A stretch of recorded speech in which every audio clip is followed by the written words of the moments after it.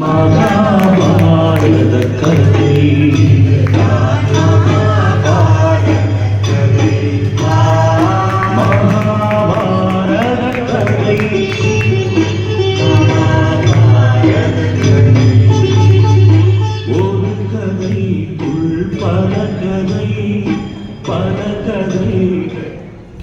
Bakunin சூழ்ச்சிக்கு இணங்க கௌரவர்கள் பாண்டவர்களை சூது விளையாட அழைக்கின்ற தருணம்.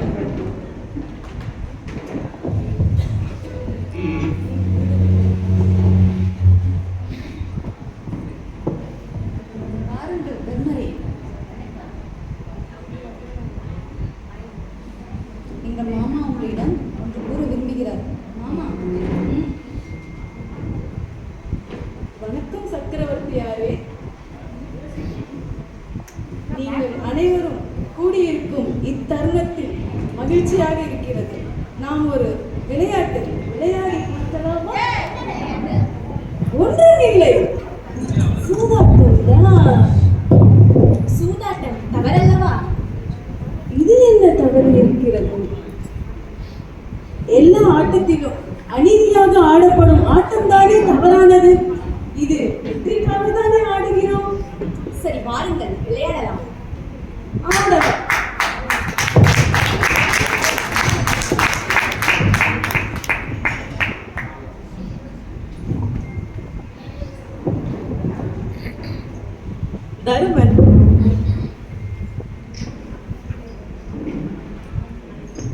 தர்மர் அந்த சூதினிலே தர்மன் தன் சகோதரரை இழந்து தன் நாட்டை இழந்து பின் தன் தர்ம பத்தினியான பாஞ்சாலி இழக்கிறான். அத்தருணம்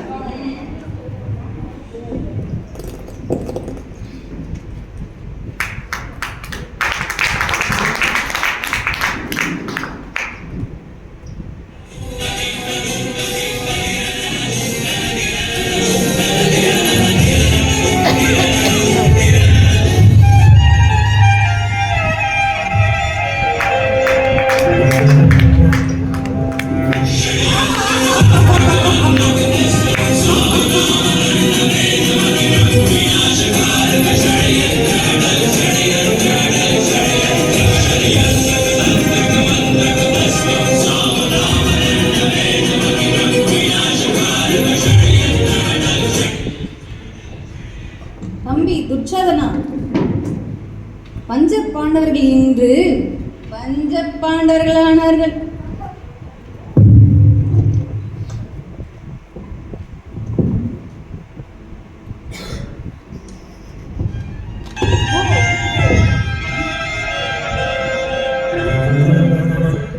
ஓய் தம்பி, நினைவிருக்கிறதா?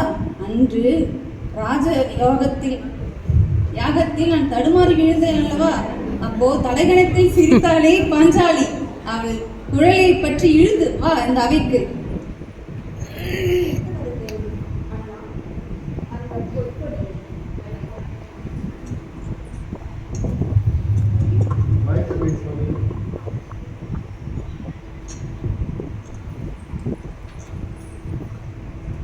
துரியோதரா, என் குல திரௌபதியை இச்சபைக்கு அலங்கோலப்படுத்துவதை என்னால் ஒருபோதும் தாங்கிக் கொள்ள முடியாது.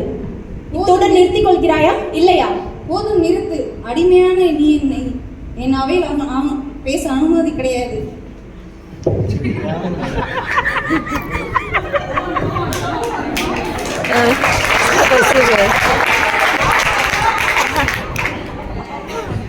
வாடி என் பற்றாத வடிவழகி, வா. ஏன் அங்கே நின்றிருக்கிறாய்? வா, என் அருகில் வா. வந்து என் தொடையில் அமர பக்தி. பேடனே, என்னை என்ன விளைவாது என்று எண்ணினாயோ?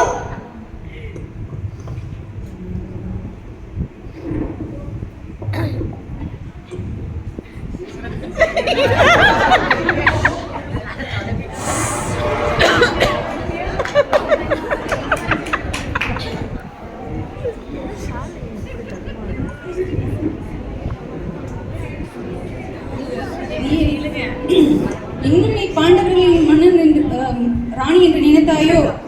அதெல்லாம் அந்த காலம் முடிந்து விட்டது. வா, என் அருகில் வா. வந்து தொடை அமரடி. துரியோதனா, உன் தொடையில் நான் அமர்வதா? வீரத்திற்கு மாறியிட்டவளான இந்த பாஞ்சாலி வெறி பிடித்த நகரையே.